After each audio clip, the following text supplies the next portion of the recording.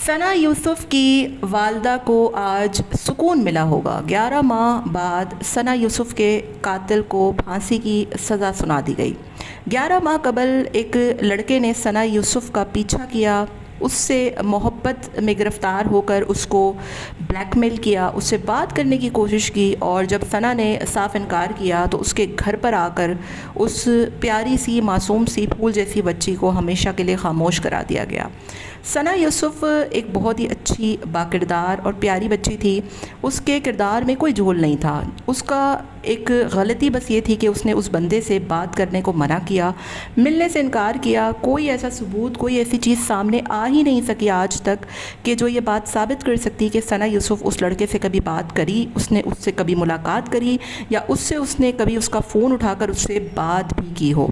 सना यूसुफ ने जब उस बंदे से मिलने से इनकार कर दिया, बात करने से इनकार कर दिया, घर पे आने के बाद जब वो चीखी चिल्लाई तो उस घटिया इंसान, गलीज़ इंसान ने उसका मर्डर कर दिया और उस बच्ची को हमेशा के लिए खामोश करा दिया।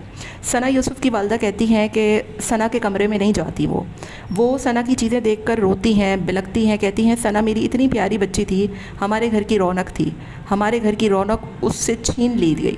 आज 11 माह के बाद उस घटिया इंसान को फांसी की सज़ा सुना दी गई, जहाँ पर उनकी वालदा को सुख का सांस आया होगा। उनकी वालदा कहती हैं कि 11 माह के बाद ऐसा लगता है कि मैं हंसी हूँ।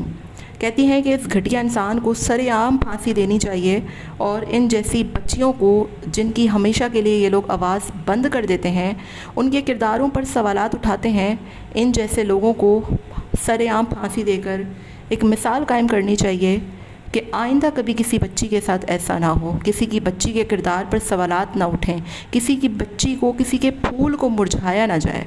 आपका क्या ख्याल है? कमेंट में ज़रूर बताइएगा।